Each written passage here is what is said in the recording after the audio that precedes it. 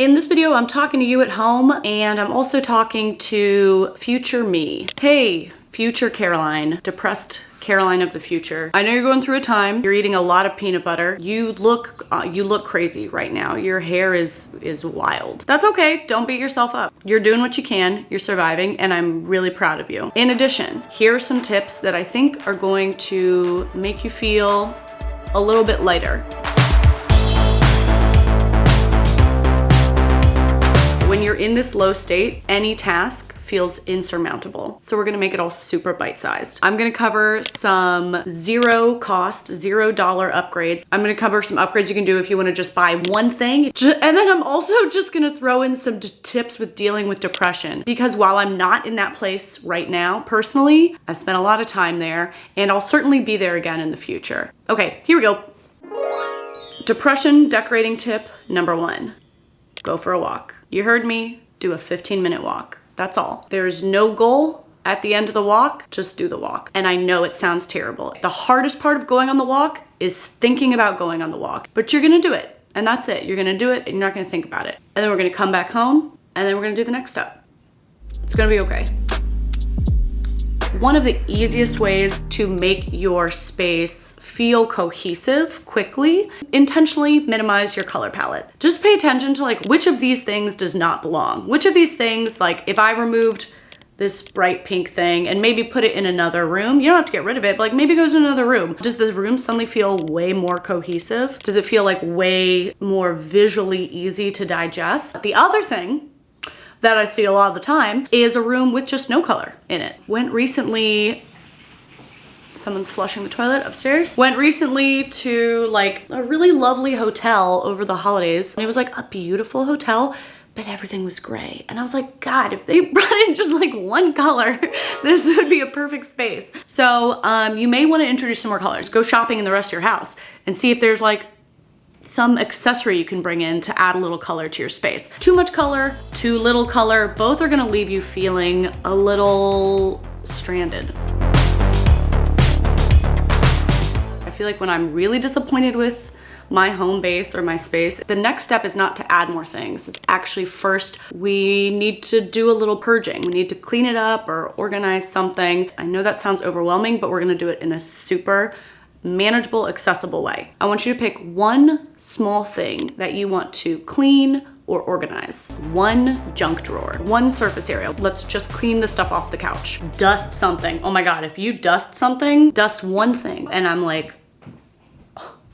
I'm telling people about it for days. Pick up 5 pieces of clothing and put them away. 5 pieces, that's it. You're not allowed to do more. If you wanna do more, you can do more, but just 5, that's it. Just doing that is a wildly difficult task when you're in this place. It's like a really easy, light way to get a little momentum under you, to have a little sense of accomplishment. Let yourself feel proud and compassionate to yourself as you would a child or a younger sibling or that person in your life that you just wanna like wrap up and protect them. I'm sure you are that person for lots of other people. In this moment, be that person for yourself. We've prepared a blank canvas that we can now paint on. Here are a couple things, single purchases that can make a big impact in your space. If you're gonna make one purchase, make sure you have the right sized rug. Make sure that you have a rug, and make sure it's the right size. I don't like to say a lot of design rules because like there are no rules, but here's a rule. Your rug in your living room should fit at least the front legs of your furniture on top of it. It should fit at least the front legs. Don't let it be just like a floating island in the middle of your furniture. Where am I gonna put my toes down when they're cold? Where am I gonna get my toes down when I'm coming off the couch? They're gonna be on the cold floor and I'm not gonna like it. It'll make a big coziness factor. It helps define a zone. A rug plays a big role in relating your furniture pieces to each other instead of just like, there's a chair, there's a couch. It's like, this is a sitting area. I just see it, that's one I see overlooked all the time in spaces, and it's like one of the largest things in your space. It'll make a big difference. I promise. Next purchase you might consider, a lamp. Lamps are great. They're very good boys. It's your mood lighting. After 6 p.m., let's forget the canned lights in the ceiling. Let's do mood lighting. Lamps are also like a sculptural piece of art. in your space. So get like a lamp that's a piece of art to you with a unique shape or something that's a little sculptural or a shade you love or a pleat that you love. I love this guy, this bulbous dude. The big advice I will say, let's make sure we're getting the size right. It's proportions. It's all about proportions. I often see people going too small on the lamps. You can do a lamp in the kitchen, lamp on the counter, lamp in the bathroom, lamps on lamps. Where can you not put a lamp? A lamp is a good time anywhere, pretty much, and you can move them around. There's somewhere in your space and in mine, there's a mess of a bunch of knickknacks, a bunch of magazines, a bunch of papers, like a bunch of perfumes, whatever. You don't have to get rid of them. Let's just corral them. Corralling your crap. It minimizes visual busyness. When you corral things by placing a bunch of disparate items on a tray together, on a large book, on a cutting board, it does this kind of like silly visual trickery of taking a bunch of items and turning it into one item. It also kind of dedicates a zone, like this is the zone for these knickknacks, instead of just like, look at all these knickknacks. It's very pleasing to do. Start corralling stuff. You'll be addicted to it. Painting. Painting makes the biggest difference, but don't do it. You're not gonna do it. You're not gonna do it. This is what you're gonna do. You're gonna reach out to a couple of the people you love. I would love to see you. I'm having a hard time. How about we all come over and paint together, we'll eat some pizza, and we'll spend time together. It is a really nice way to let the people who love you, like, give them a way to take care of you. In grief, people do want to help you, and like no one knows how. No one knows how, and people want to help, but they truly don't know how. So actually, if you reach out and you're like, this is something you can do, people are so happy. Like, the people who love you are so happy to hear that, and it can be a really nice moment. But you don't pick up a paintbrush. You don't do the painting. You can if you want, but I'm gonna say, I wouldn't.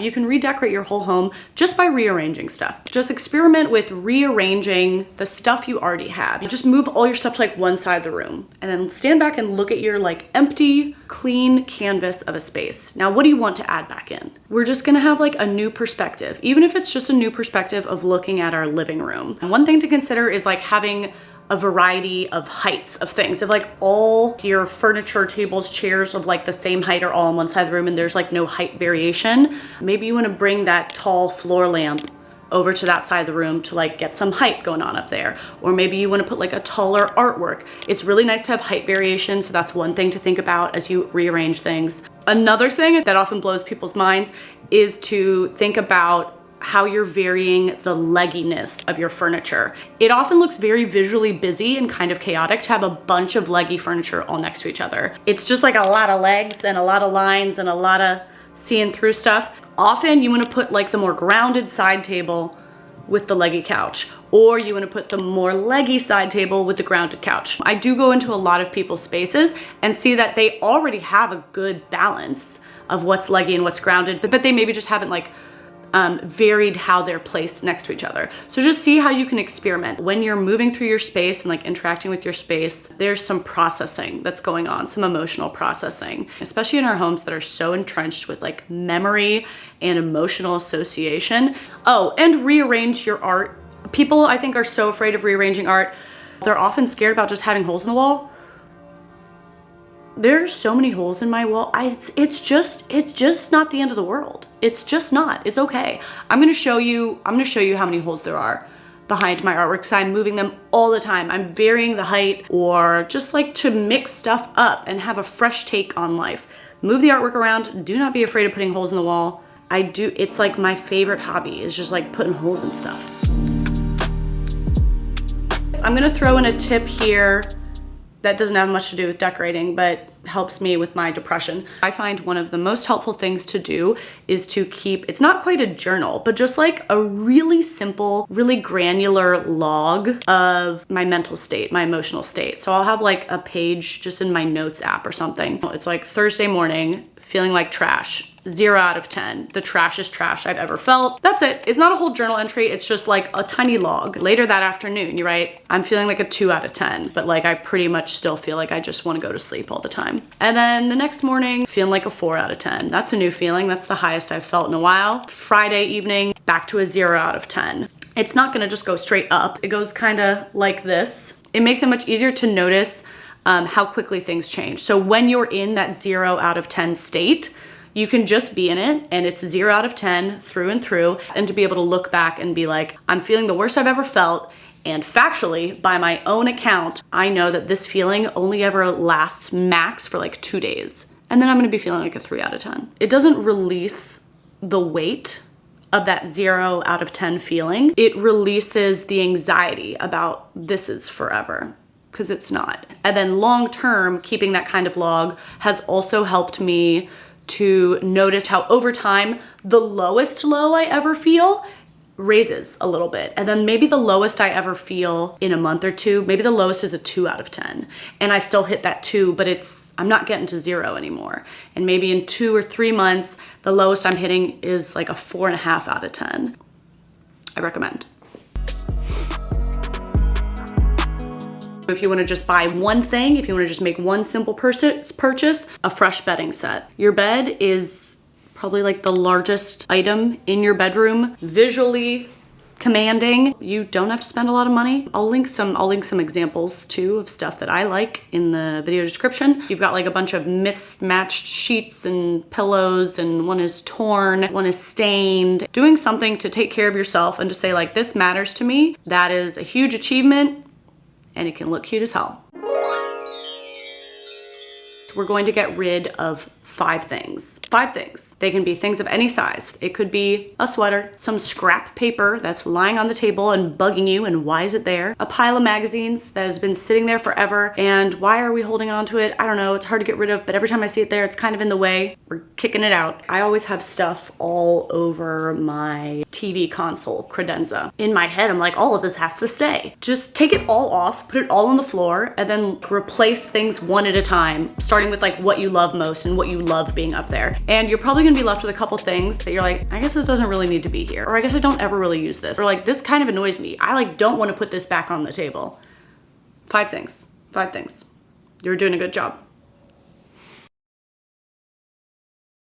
I'm also gonna say, if you're gonna make one purchase, consider upgrading your hardware. Both lighting and hardware, they are the jewelry of your home. It can change the whole outfit, you know, based on what kind of jewels you put on. I love getting super unique hardware, cabinet knobs, doorknobs, drawer pulls off of Etsy especially. And there's like a sensory experience there of like touching a cabinet knob that you just think is so cute and that you love.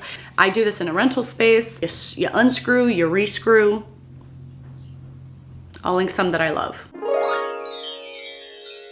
One of the other most helpful tools for me when I'm really struggling mentally or emotionally, a voice memo just to myself. On my phone, I'll bring out the voice memo app and just record. It's kind of like halfway between journaling and a talk with a friend, but it's much more stream of consciousness. And I can talk faster than I can write.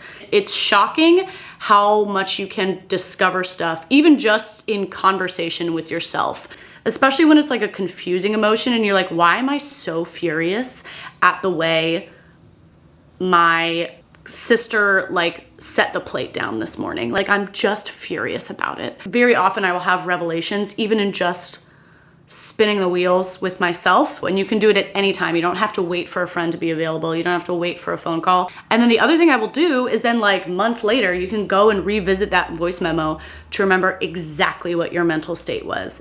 It's wild to see like an emotion can have such total hold on you in one moment or one day, and then weeks later, it feels so foreign to you. And something about that, watching how things change, is really helpful to me. And it also is just like a good expressive experience. And of course, there are lots of ways to do true self-care that don't involve purchases, that don't involve going to the spa. Self-care can be like going for a walk, honoring the very difficult emotions you may be feeling, reaching out to a friend, especially in the moments when it's the hardest to reach out. It does feel like no one understands, and it's just this feeling like there's glass between you and the rest of the world. Like I could see the world happening. I could like see intellectually that it's a sunny, beautiful day outside, but there's just like glass keeping me from accessing it, keeping me from feeling it.